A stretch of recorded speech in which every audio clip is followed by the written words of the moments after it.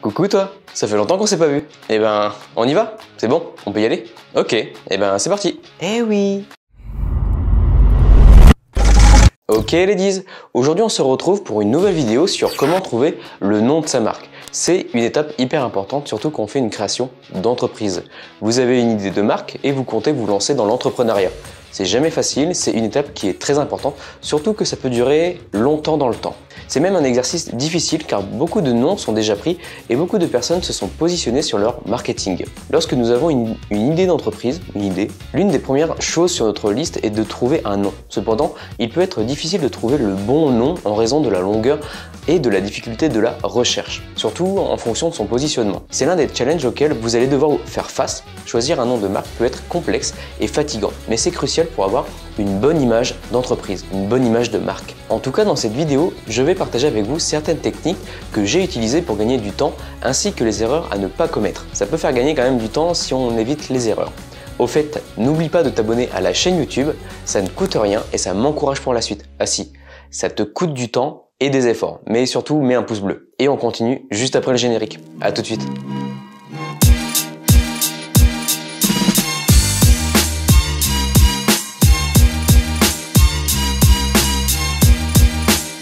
Il existe de nombreuses opinions différentes sur ce qui constitue un bon nom de marque. Pour moi, les aspects essentiels d'un bon nom de marque sont qu'il faut faire appel à notre imagination et à nos émotions. Et surtout, le nom doit véhiculer les valeurs ou l'appartenance à une culture.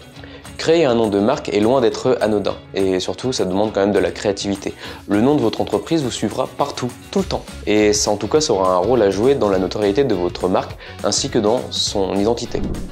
L'un ne va pas sans l'autre. C'est important surtout pour votre positionnement marketing. Après vous avez des exercices comme le naming. C'est un exercice qui consiste à créer un nom de marque par lequel vous pourrez assurer la communication et le positionnement de votre entreprise quel que soit le support. C'est simple, c'est pas fastidieux, ça prend pas beaucoup de temps et surtout sur tous les supports, ça vous permet justement de vous positionner sur la boutique, les annonces web, les présences sur les réseaux sociaux et également ça vous permet justement de voir si le nom de domaine est disponible. En tout cas, la première chose à faire est de bien connaître votre entreprise pour pouvoir trouver un nom de marque. Cela implique de connaître votre mission, votre vision et vos valeurs, mais aussi le public auquel vous allez vous adresser. Si vous ne connaissez pas votre public cible, ça va être un petit peu compliqué de se positionner. La mission de votre entreprise est sa raison d'être. C'est ce que pour moi en fait elle se bat au quotidien et le problème qu'elle veut résoudre. Votre vision par exemple, concernant votre entreprise, c'est plus ou moins l'impact qu'elle veut avoir sur le monde en réalisant sa mission. Quel est le résultat que vous cherchez à obtenir en menant votre mission.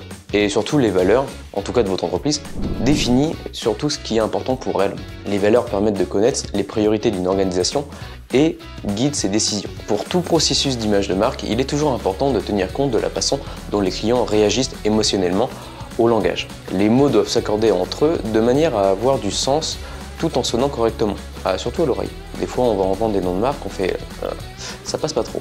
Nous voulons tous que notre nom, qu'il s'agisse du nom d'une personne ou celui de notre entreprise, soit mémorisable et évoque quelque chose de reconnaissable. En tout cas, vous devez connaître votre public parfaitement. Bon, parfaitement, c'est un grand mot, mais vous devez quand même le connaître et surtout discuter avec lui pour savoir qu'est-ce qu'il souhaite et quel est son besoin. Il vous suffit de vous entretenir avec vos premiers clients et de terminer vos personas sur la base de ces entretiens. Sollicitez également votre entourage pour avoir des retours constructifs. Bon, quand je parle autour de vous, attention quand même, un point que vous devez garder en tête, c'est que lorsque vous sollicitez l'aide de votre entourage, ils ne seront jamais 100% honnêtes avec vous. Jamais. Il peut être très tentant de demander l'avis de votre famille et de vos amis, ce n'est pas une mauvaise idée, mais quand même soyez prudent. Le nom de marque que vous allez choisir doit être facile à mémoriser et à reconnaître. Votre stratégie de marque participera à ancrer le nom de votre entreprise dans l'esprit de vos clients, mais ce travail sera plus simple si votre nom est facile à comprendre. Vous avez plusieurs manières de trouver un nom d'entreprise. Vous pouvez utiliser votre nom, un mot existant, le modifier par exemple, voire même l'inventer. On va même retrouver les acronymes. C'est une bonne solution. Par contre, elles sont souvent utilisées dans l'industrie et sont parfois impersonnelles. Vous pouvez même retrouver les noms d'entreprise avec des phrases, avec 3 ou 4 mots. Pour un côté traditionnel par exemple, on l'utilise souvent dans les maisons de champagne. Par exemple, le nom, les maisons viticoles. Ça permet d'avoir un meilleur positionnement et surtout de se positionner sur un côté plus ou moins traditionnel. En tout cas, la simplicité et la compréhension d'un nom de marque est très important et ça je vais pas cesser de le répéter dans la vidéo. Il n'y a pas de recette miracle, la création d'un univers, oui je ne parle pas forcément que du nom, mais de son univers de marque peut avoir un lieu avec la définition de son nom. C'est un peu contradictoire, mais pas forcément. Au-delà de votre mission, de votre vision et même de vos valeurs, vous devez savoir qui vous êtes en tant qu'entrepreneur, votre histoire et ce que fait réellement votre entreprise. Comme vous devez connaître votre entreprise et vos clients, vous devez être conscient de l'environnement dans lequel votre marque sera active. Vous allez devoir répondre à plusieurs questions. Sur quel marché allez-vous vous introduire? En termes régional, national ou même voire à l'international. Ça dépend de l'entreprise et de son secteur.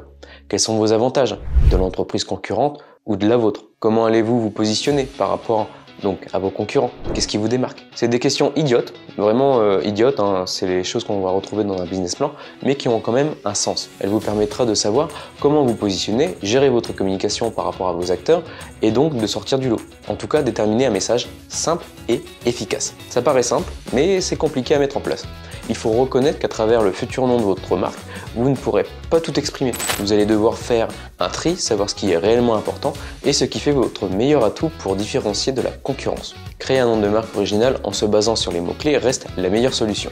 Vous avez plusieurs lexiques, essayez de faire des recherches sur Google, vous allez voir, vous allez trouver une liste en fonction de votre secteur. Vous pouvez aussi reprendre des mots étrangers qui attirent particulièrement une cible jeune et cela permet d'anticiper un développement si par exemple vous vous orientez vers l'international. Mais pensez à vous renseigner sur la traduction pour éviter justement d'avoir des regrets dans l'avenir si par exemple la traduction signifie quelque chose dans un pays en particulier. Il arrive que vous soyez en panne d'inspiration dans vos recherches de noms, alors essayez justement de faire des générateurs. Il se peut aussi qu'après vos recherches, vous appreniez que les noms que vous avez choisis sont tous utilisés et ça c'est très frustrant parce que vous devez tout refaire. Bon, pas tout refaire, mais vous repositionner. Vous avez l'idée des générateurs de noms de marque, il existe un panel de générateurs et en règle générale, tout générateur de noms en ligne permet d'acheter directement le nom de domaine. Généralement, il est lié à votre nom de marque et ça peut faire quand même gagner du temps. Ça vous permet justement de connaître la disponibilité de votre nom et d'obtenir votre nom de domaine rapidement. Vous avez plusieurs plateformes pour trouver votre nom de domaine et voir si le nom est déjà déposé. Essayez par exemple OVH ou Google Domains. C'est simple, c'est en ligne et c'est gratuit. Par contre, pour moi, la meilleure solution reste de doubler les consonnes ou les voyelles. Par exemple, le mot orange, vous allez l'écrire avec 2 O. Ça ne change pas la prononciation du nom, c'est écrit orange, ça accentue juste le son et ça personnalise un peu votre marque. Donc orange, vous l'écrivez par exemple avec 2 O. Doublez les consonnes. Une fois que vous avez votre nom de marque, faites votre dépôt auprès de l'INPI. Généralement, ça coûte près de 200 €. Bon, en tout cas, j'espère que ces méthodes vous aideront à trouver plus facilement une idée de nom de marque. Il est crucial de prendre en compte que l'importance d'avoir un bon nom de marque s'accroît d'année en année et avec un marché global, la concurrence devient de plus en plus difficile, rude, solide, très dur, très dur. Un bon nom de marque vous permettra de sortir du lot et de facilement être trouvé sur un moteur de recherche. Au fait, n'oubliez pas d'aller sur le blog de Wanted Design, il y aura certainement des articles qui vont vous aider sur comment avoir une image de marque sur le web. La prochaine fois, nous verrons certainement une vidéo sur l'image de com d'un nouveau client. Ça peut être intéressant, j'essaye de mettre ça en place. Bon, on verra. Mais bon, c'est une autre vidéo. Et en plus, on arrive à la fin, tu connais le mot de la fin. Tout ce que vous entreprenez dans votre vie privée ou professionnelle, vous devez vous amuser. Non? C'est le b.a.-ba. La créativité, c'est l'intelligence qui s'amuse, alors amusez-vous. Ciao!